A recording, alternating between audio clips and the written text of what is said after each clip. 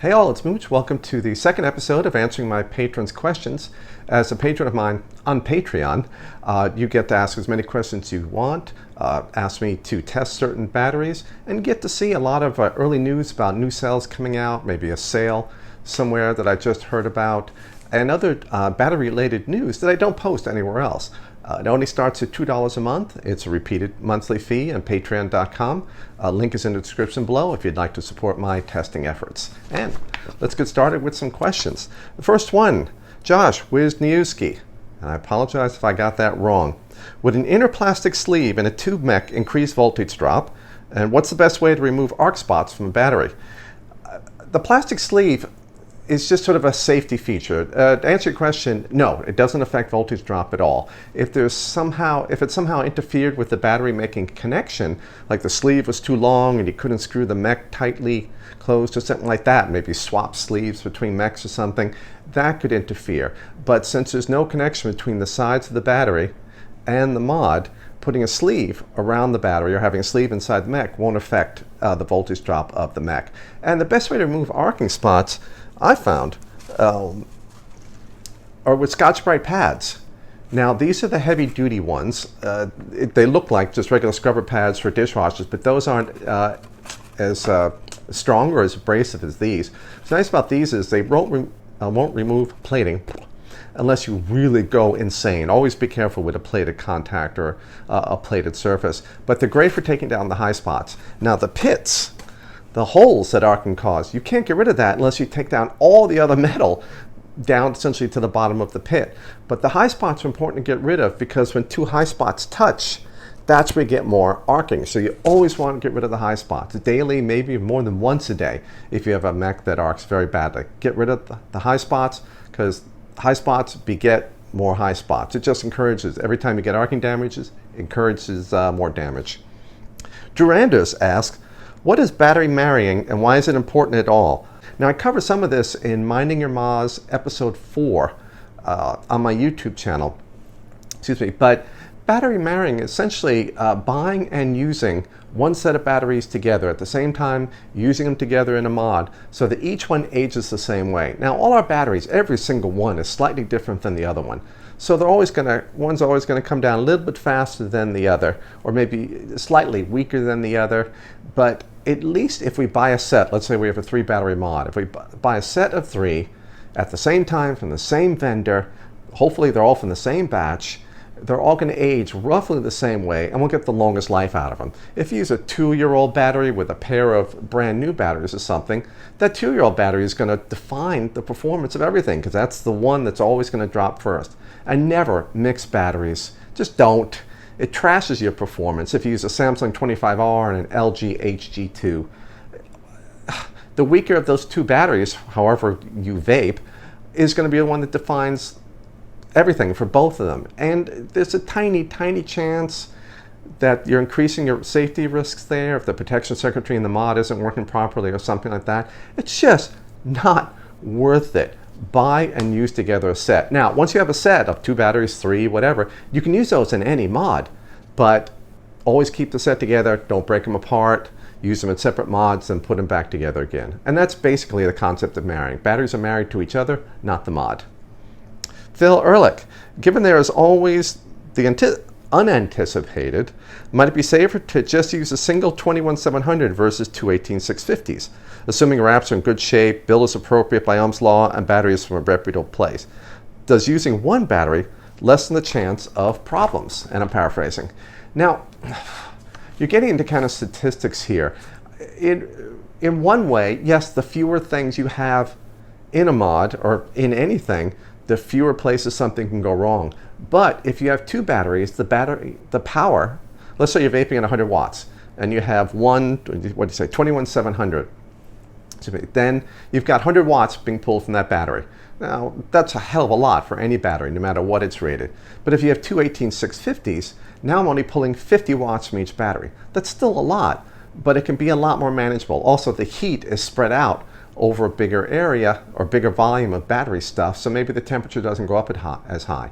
Now, it all depends on which batteries you pick and stuff like that. I would say in terms of considerations, don't don't consider it any kind of problem. Like if you're considering this mod or that mod, a single 21700 versus 18650, look more at what ratings of batteries are available. You know, Samsung 30T at 35 amps for a 21700, but a pair of, 20 amp 18650s could handle the same power level. So you might have more options for 18650 vaping higher power levels, namely more batteries you have, the more the power divides up, and the easier the batteries are running.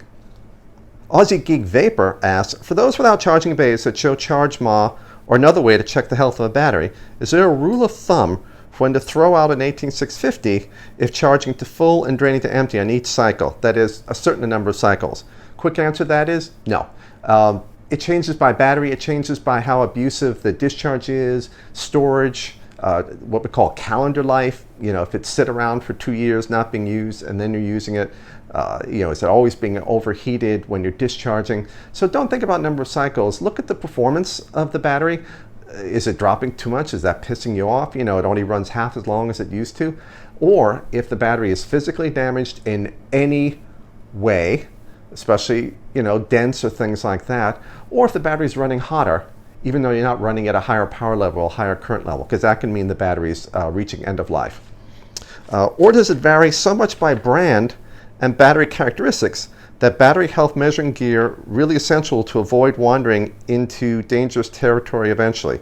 Or is, battery health measuring gear really essential? No, it's not. It can be handy. You can help, you can start to predict when a battery might be falling off, but usually the loss in capacity, loss in runtime, is the first thing that changes. Internal resistance might only change 15%, where the loss of capacity might be 40 or 50%. So yes, with the right gear, you can measure internal resistance, though most chargers are very inaccurate for that. But capacity is pretty easy to measure. It's supported on more chargers, and it's easy to notice. But you can notice a capacity loss, you can notice a runtime loss. So that kind of gear is not essential. Just paying attention to the batteries, keeping good physical shape, and noticing if they get warmer, and then replace them when they piss you off because too much of the capacity, the running time, has dropped. Cathy, Berman, Gilmore asks, I'm sure I asked you about this before. I don't think so, maybe you did. But has anyone come up with a decent 26650 battery? Not compared to the other batteries we have. Decent, I'd say yeah, an okay 25 amp battery, maybe even a 30 amp battery. But 26650s aren't made by any of the big manufacturers, Samsung, Sony, LG, Molicel, all the others that make millions of batteries a year. So they're coming out of the China factories. It's older technology internally. There are no new developments that are being applied because they're just not used that often. It's just not worth it. There's not a big enough market for them to make a true high performance 26650. I don't think that's ever going to change, not with 21700s and 2700s being such high performance and being so readily available now. I haven't tested any 26650s in quite a while, so I don't have any I can recommend. I hope to test some, I hope by summer, and get a new batch, a test out for everyone so they can choose a decent 26650. But right now, I don't even have any recommendations. Drew Anders again. I saw on your YouTube someone suggesting salvaging batteries from power tools. Is this possible? Quick answer, yes, but I would assume it's not recommended. Your thoughts would be invaluable. And what's the best way to choose a battery retailer, especially for those of us in countries far away, Australia, for example? Now, recovering cells from like battery packs and power tool battery packs, electric vacuum cleaners, things like that, medical devices, is very common for a lot of communities, like the DIY Powerwall community. Regularly harvest thousands of cells, that they can build an entire wall to use with solar charging for the day and then run their household over evenings or when there are power losses. But we use our cells much harder than most of the other communities do, and I do not recommend using harvested cells. Starting off with a used cell where you had to pry off the spot welded connection from two ends, leaving bumps that you have to sand off, all of that is just begging for trouble, and it's risky enough using these cells for purposes they were never intended for, namely outside of a protected battery pack. So just to say, hey, I'm going to have those risks, and then I'm going to add on using a used cell and one that we snap the connections off of and might have damaged them internally. It's just not worth it. I definitely recommend not doing it. Now, I have a list of vendors. I believe in the description section of this video. If not, you can follow the links in the description section for a list of vendors. At my blog at ECF, my Facebook page, pinned post has it also. I don't know any good vendors in Australia though. It's tough. For Asia and Australia, there are very few options. But perhaps encon.nl or acutail.de or maybe even Fogstar in the UK might ship to Australia. But I'm imagining the shipping might be horrendous. So right now I just don't have any good suggestions. Next questions. Glen Lancaster. I've been vaping for nearly 5 years, so I have a number of 18650s that I can no longer use in a mod, but I use them to power DIY LED lights. Do you know of a low voltage protection circuit that cuts off at 3.5 volts? Sorry, I don't. There is something, Evolve has something called the Kick, but I don't know if it's still being sold. It was a small disc that you put in the mech, so it would essentially break the circuit between the battery and the mech if there's any kind of problem. And I don't know if it has an adjustable cutoff, but you could check Evolve's website for the Kick. RTD Vapor might be the place to check for any kind of cutoff circuit like that. There'd be a lot of DIY options, certainly, but I don't have anything I can recommend except maybe checking rtdvapor.com to see if they have a product that you could purchase. Peter Kealing asks, it's known that clean threads for a mod hits harder, but why is that? When dirty threads are still completing the circuit and the mod still fires? Well, the dirt or the oxidation increases the resistance but doesn't break the circuit completely. So adding that resistance in there, in between, let's say, two pieces of metal, that resistance causes a voltage drop. Going from one piece of metal to the other, that causes a power loss, and the mod doesn't hit as hard. Now, the more oxidation, the more points of oxidation you have, different threaded connections, different points where dirt can build up between the battery and the contacts, within the contact, in the threads, etc. All those, a little bit of voltage drop on each, and now you've got a pretty decent voltage drop once you make your way through the mech. It also, if you've got like true dirt or particles of grit or something like that, can separate the metal just tiny bits or reduce the surface area of the metal surfaces they're touching. And the smaller the surface area, the contact area for the two pieces of metal touching in a mech, the higher the resistance, and the higher the resistance, the more power that you lose. So you can still have a connection being made, but you're losing power along the way unless the mech is kept really, really clean. Aussie Geek Vapor asks, I looked for it in the last video, didn't see it, but that does not mean it wasn't there. Perhaps something on the difference between a basic calculated watt-hour capacity, as is often offered by website calculators or on the data sheets like HomeTech, the one that I had shared, versus real watt-hour ratings as calculated by me through my experimentation. Why do they differ? And thanks for asking for suggestions as always. Well, the things in the data sheet, well actually we should start with the basics, and that's a watt-hour. And a watt-hour is just a measure of energy that the battery has, and it's better than capacity because it takes more into account. Essentially, watt hours is watts times hour, and watts is voltage times current, and so and amp hours is capacity. So really, watt hours is the voltage times the capacity. So it gives you more information than just the capacity itself, and it's just voltage times current times the running. Now, the nominal watt hour, that's the spec you see on the side of a battery or in a website or in a data sheet. That uses the nominal voltage, namely 3.6 to 3.7 volts, and the nominal capacity. Now, what the frack does that mean? This nominal refers to a measurement made at a very low current level, typically 1/5 the C rating. If it's 3,000 mAh battery, that's C rating is 3,000 milliamps. 1/5 of that is like 600 milliamps. So the nominal watt hour uses a nominal voltage and uses nominal capacity. Everything to do at running at very low current levels. Now I can kind of show this here with nominal. The nominal voltage, 3.6 volts, would be, the average voltage it spends most of its time at after it gets its initial drop and before the drop at the end. 3.6, 3.7 volts is in here. Now, this is the discharge for like 500 to 600 milliamps or something. Problem is, when you're using something very hard, the voltage drops down a lot quicker, the running time is a lot shorter, and this might be 3.2 volts or something like that.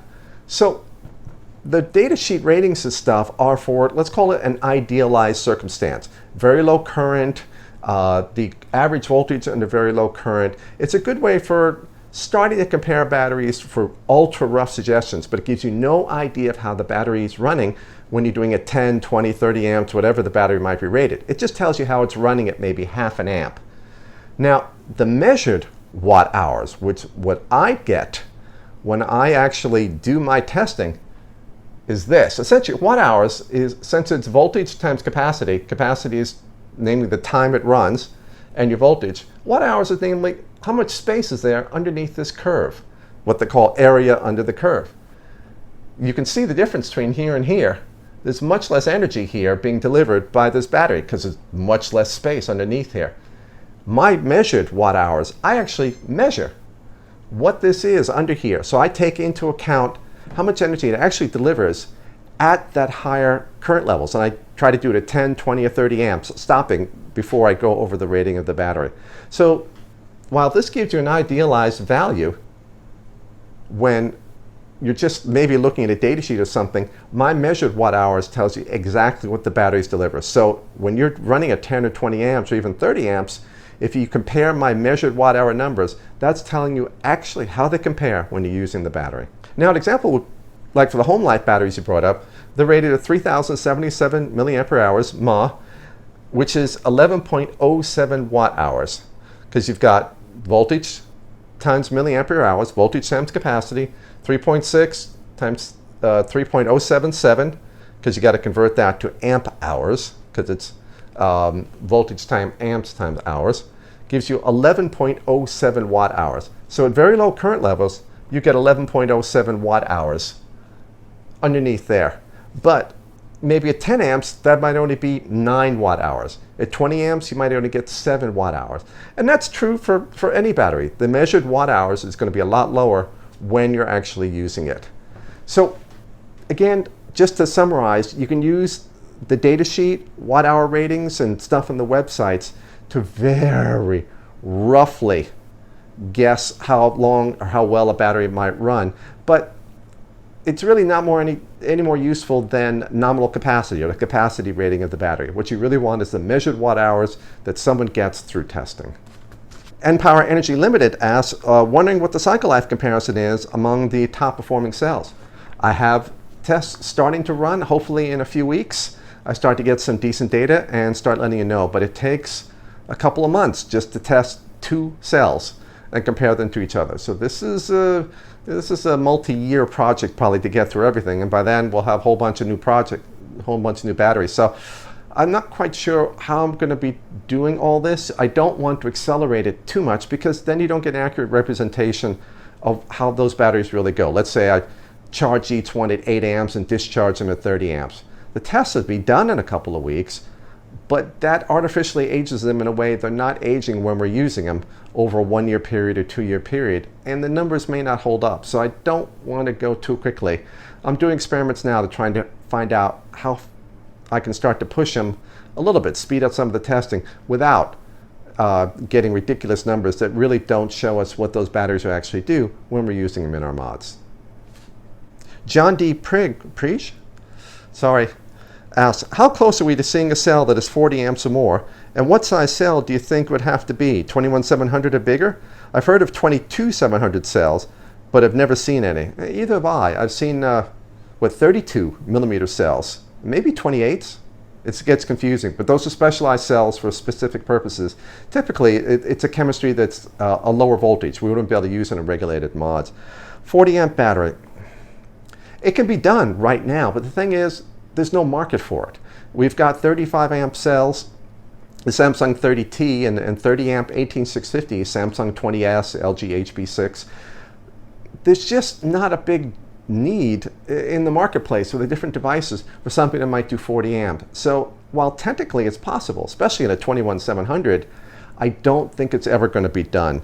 One of the problems is, there's only so much room in a battery. If you want a higher current rating in a battery, well, then your capacity has to come down because higher current rating needs thicker foils, copper and aluminum foil to smear the goop on, thicker tabs of metal snaking up to the top and bottom contacts. That means you have less battery goop inside. So higher current rating, more metal inside, means less capacity, or you go the other way around, you can get more capacity but a lower current rating, roughly. So I don't know if they'll do that. If they do it, it'll be probably an expensive battery, may not be available to us because it may just be made for one client who requests it.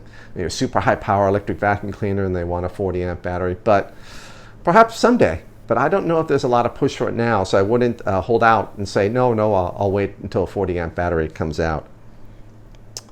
Also, it depends on the cycle life. If you've got a 35 amp battery, you could call that a 40 amp battery if you only want it to last 50 or 100 cycles or something like that. But most manufacturers will rate their batteries certainly no lower than 150 cycles, most around 200, 250 cycles. And for that, there's just nothing above 35 amps right now. Walter J. Robbins asks, does anything still excite me about vaping? And if so, what? Well, amazing new juices, absolutely. You know, still chain vape like nuts for a couple days before I can start to go. And then it just goes into the rotation. But innovations, whether battery technology or mods, simple things, simple mechanical things, certainly, but also, of course, the electronic stuff and innovations there, and how they're using batteries or any particular battery technologies, the solid state batteries that are, maybe will appear in 5 to 10 years on the market, some of the other promising battery technologies, hopefully. I'm still very excited by that, by those developments, and I still spend a lot of time in research and reading press releases and industry analyses and things like that, test papers, etc., for some of these technologies, to try to gauge where they are, how they're going, and what might actually be coming down the road and available to us soon. Nothing yet, but hopefully soon.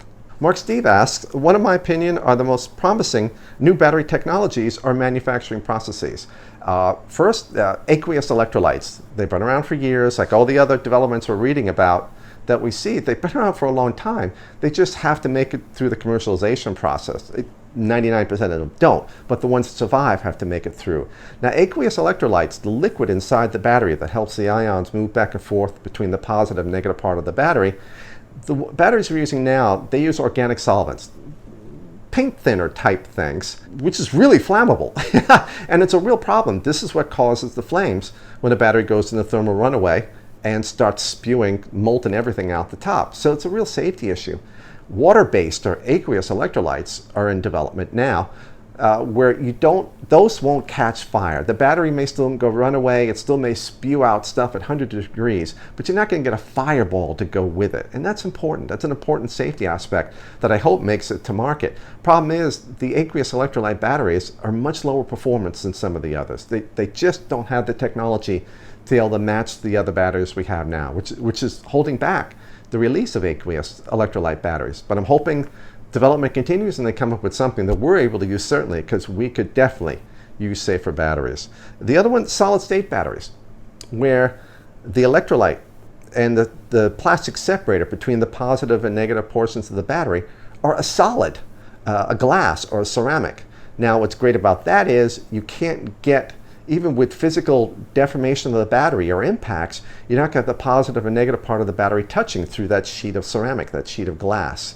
Also, you may have heard of dendrites, little crystalline growth. If the battery's abused, you get little crystals growing from the positive and negative side, and if they touch, the battery short circuits, could potentially heat up enough to go into thermal runaway, and the battery could burst. So these are important developments, and you may have seen a video where they're actually cutting up a pouch battery, solid state battery, and they've got an LED hooked up to it, and the LED is just sitting there lighting away as they're snipping this battery apart. Now, that's really interesting. Problem is, it's really hard to pass ions through a sheet of glass, through a sheet of ceramic. So these are very low current rated. They might be very high capacity eventually, but they're very low current rated battery. Milliamps, maybe a few hundred milliamps, and that's it. That's as far as they've gone. So you've got to have a crap load of these very expensive batteries in order to do any kind of let's say, develop a mod or something with it. Now, that's going to get better and better as the years go by, but I think we're at least 5 years before we see that. John Bell asks, since we know milliampere hours or capacity aren't an absolute indicator of capacity when applied to vaping, namely when we're using it, and that we're talking about here, namely capacity is a great number, but it's the nominal capacity that's only measured when the battery's running at like half an amp or so. How can we use all the information we have about a battery to determine the best capacities on batteries, or the best performing battery? Well, the battery sag is something that's particularly important. The battery sag affects runtime, fundamentally affects your runtime, especially in a regulated mod.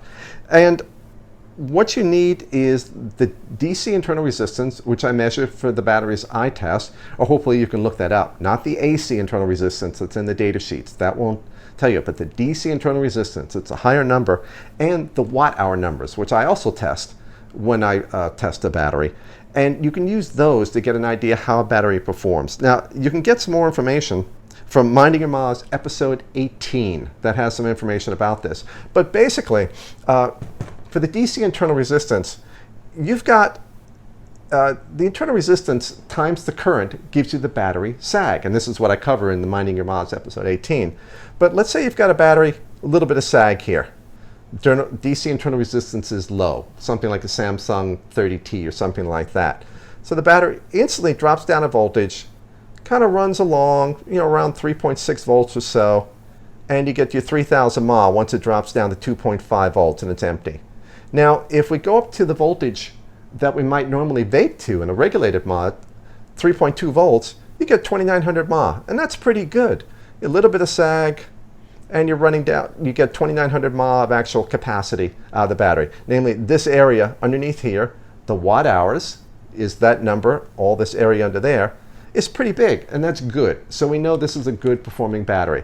And one of the reasons for that is because the DC internal resistance is low, so there's very little voltage sag. Excuse me. If you get a lot of voltage sag, if there's a high DC resistance, let's say you've got one that's at 12 milliohms DC internal resistance, and now you've got another one that's at like 30 milliohms, now you've got much more sag instantly, because the sag is the DC internal resistance times the current. Now I'm starting off here, much lower level than I'm over here, and as I start to discharge, it's averaging around 3.2 volts. Well, the problem is, that's where the mod cuts off, and where you might stop if you're using mechanical mod, because vaping down to 3.2, it'll bounce back up to around 3.6 volts or so when you put it on the charger. That's a common voltage for a lot of mech users. Problem is, as this starts to discharge, if you've got a regulated mod or you're a mech user, and you're stopping at around 3.2 volts, whoa, that's 1,500 mAh. If you go all the way down to 2.5 volts, you might get 2,900 mAh, and you might think, oh, that's great. But we don't stop at 2.5 volts. We stop around 3.2. And now you've got only like 1,500 mAh. So this high internal resistance battery with a lot of sag pushing this curve down means we hit 3.2 volts earlier, we got a lot less usable capacity, and this area under here is smaller, the usable watt hours is smaller. So the higher internal resistance means we get less vaping time out of the battery. Battery just sags down quicker. You get early, weak, or low battery alerts in a regulated mod, and battery just doesn't hit hard for very long inside of a mechanical mod or an unregulated protected mod, or even an unregulated unprotected mod. And that's it for the second episode of answering my patrons' questions. If you'd like to support my testing efforts, be able to ask me questions that I can answer in a lot more detail than I can otherwise, find out about other tests, etc., please consider supporting me on patreon.com. I'm listed there as Battery Mooch, or link in the description. Thank you for watching.